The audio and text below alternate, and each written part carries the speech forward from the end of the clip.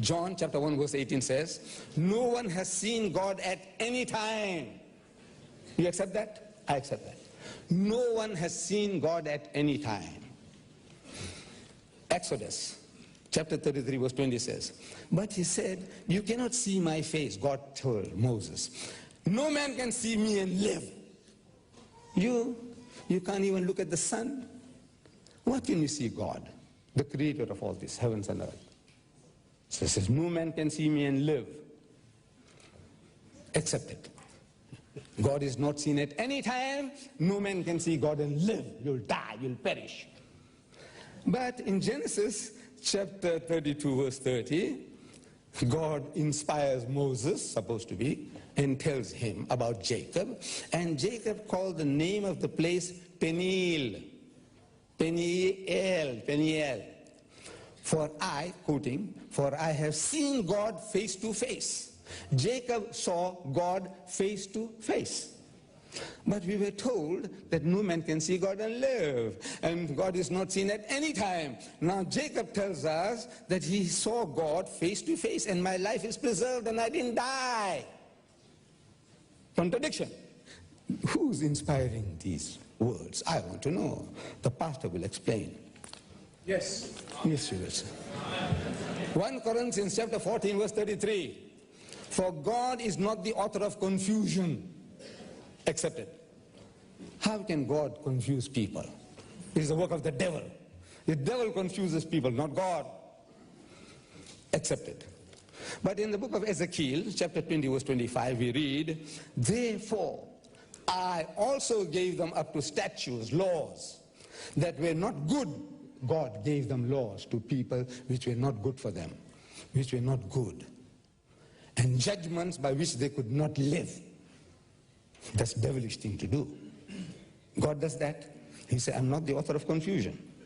We believe he's not the author of confusion, but he's confusing his creation, giving them evil laws, evil statutes. The work of God, and the same God is inspiring these two persons to write this. One says, look, God is not the author, and the other one says he confused the people. I'm reading this from a Christian magazine called The Plain Truth, October 1977. It says, reading Bible stories to children can also open up all sorts of opportunities to discuss the morality of sex. An unexpurgated Bible might get an X rating. I don't know, in your Scandinavian countries you have such a thing as an X rating, not fit for children to see. X rating. An unexpurgated Bible might get an X rating from some censors. A Christian magazine writes that. Which means, as George Bernard Shaw says, this is the most dangerous book on earth. George, he says, keep it under lock and key. Your children must not have access to it. That's what George Bernard Shaw says. I want you to go and verify it for yourself, whether that statement of George Bernard Shaw is true or not. But I give you one little sample from the so-called book of God, because it can't be the book of God. I'm reading Judges, the book of Judges, chapter 16, verse 1. Then Samson went to Gaza. You know Gaza, where the trouble is taking place between the Jews and the Palestinians, Gaza and West Bank. Gaza, same Gaza. Same Gaza. Samson, the Jew, went to Gaza and saw a harlot, a prostitute, a whore. What do you call them here? Call girls. What do you call them? Huh? He says, no, in the English language they use beautiful words, hookers and what not. You know? So he went and saw a harlot, a whore, a prostitute there, and went in unto her. He had sex with her. Hooray. Hooray.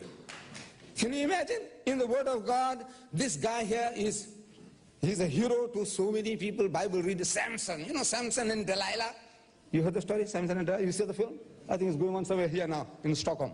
Samson and Delilah. That Samson, he goes to Gaza.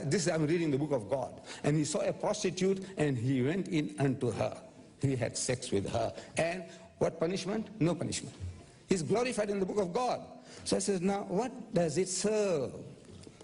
Dr. Vernon Jones, a psychologist of great repute, an American psychologist, he carried out experiments on a group of school children to whom certain stories were being read.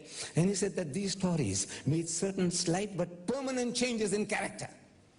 Even in the narrow classroom situation, you tell stories to children about anything. You are programming the child, the stories you tell. Anything. So whatever you feed them with, sex, rape, murder, incest, you are programming the people. As soon as they get an opportunity, they're going to do the thing what they have been reading. We are what we eat, and we are what we read.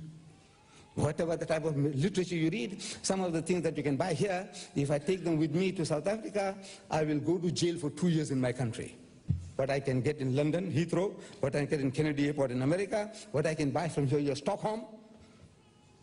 If I take it to my country, the white rulers, as far as morality is concerned, pornography is concerned, they are so strict that now in this age of mine, he says you go to jail for 2 years for carrying such filth.